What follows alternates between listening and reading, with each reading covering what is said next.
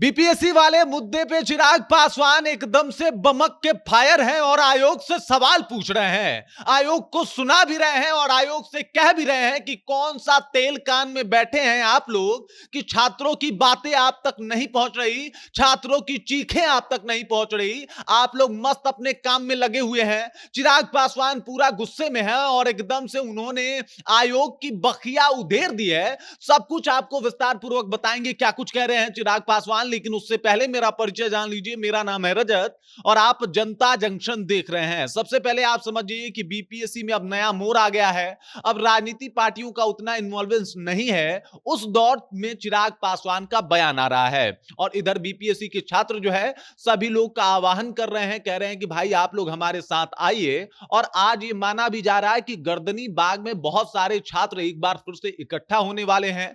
छात्रों का यह भी दावा है कि वो दिन दूर नहीं जब पटना के गलियारे छात्रों के गूंजों से गूंजने वाली है और कंपायमान होने वाली है। बहुत सारी बातें जो है वो सामने आ रही है और इसी बीच चिराग पासवान का बयान भी सामने आ गया है। चिराग पासवान कह रहे हैं कि आयोग जो है वो अपने कान में कौन सा तेल डाल के बैठी है कि छात्रों की बात उन तक पहुंच नहीं पा रही है। छात्रों की बातों को उनको सुनना चाहिए था, छात्रों की बातों के ऊपर उनको विचार करना चाहिए था। यही नहीं, चिराग पासवान कह रहे हैं कि धांधली तो हुई है। अगर धांधली नहीं हुई होती तो बताइए एक सेंटर का एग्जाम इन लोगों ने क्यों रद्द कर दिया।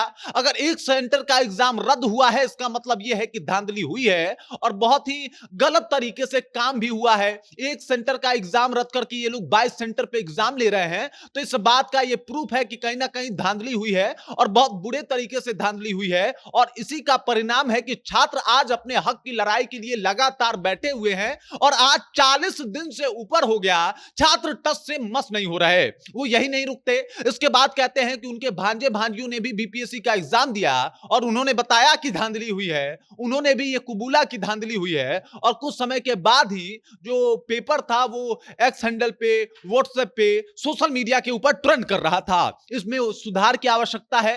बीपीएससी का स्तर जो है वो धीरे धीरे गिरता हुआ दिखाई दे रहा है और तमाम तरीकों से कहीं ना कहीं चिराग पासवान ने आयोग को घेरना शुरू कर दिया है। आयोग के ऊपर बमक के फायर हैं, लगातार आयोग को टारगेट कर रहे हैं, निशाने पे ले रहे हैं और कह रहे हैं कि भाई ये गलत है। जब उनसे पूछा गया कि आप छात्रों के साथ जाइएगा तो चिराग पासवान ने कहा कि नहीं, हम छात्रों के सपोर्ट में हैं, लेकिन उनके पास जाने की हमें आवश्यकता नहीं है, उनके पास जाने की हमको जरूरत नहीं है, लेकिन हम छात्रों के साथ हैं और हम रुकने वाले नहीं हैं, झुकने वाले नहीं हैं। चिराग पासवान ऑन फायर है, आयोग की एकदम से बकिया उधेड़ दिया और कई सारे ऐसे सवाल पूछ डाले हैं जिसके आगे आयोग विवश दिखाई देता हुआ मालूम पड़ रहा है। अब समझिए चिराग पासवान के कुछ कॉन्सेप्ट को समझिए, चिराग पासवान के कुछ सवालों को समझिए। अगर चिराग पासवान ये सवाल पूछ रहे हैं कि भाई साहब एक बात बताइए, आप ये जिस तरीके का माहौल बना वो क्यों बना, आखिरकार ये री एग्जाम आपने एक सेंटर पे ही क्यों कराया, आप ये बात को अंदर ही अंदर कबूल तो कर रहे हैं कि गड़बड़ी हुई है एक सेंटर पे, और अगर गड़बड़ी हो ही गई है